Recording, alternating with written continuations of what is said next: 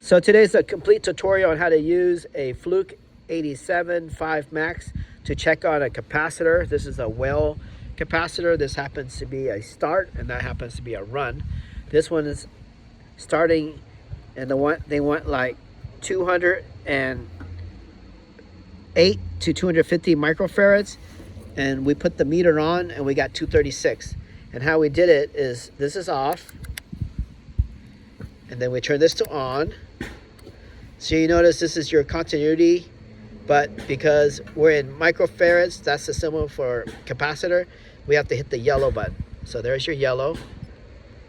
So if you hit it again, this is in your regular ohms. Now we're in microfarads, but we're not in the 10, and we're not in the, oh sorry, we'll go back there, sorry. So we are in microfarads now because we hit the orange button. We have to change the range. We want the range of about 10,000 to deal with this higher number.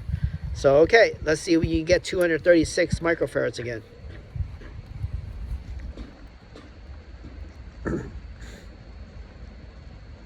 All right, 236, and switch the leads around to show that it doesn't make a difference.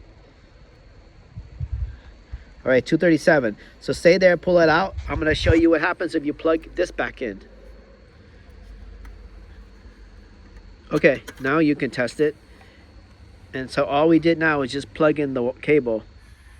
Something happened, and then it goes to OL.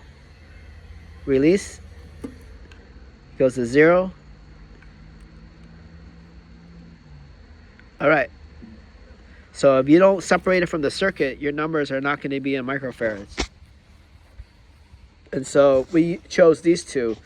Black here, red here, and these are to check on fuses. Like this is a 10 amp, and this is something way smaller. This is an IPF 67, that means it can handle some amount of water.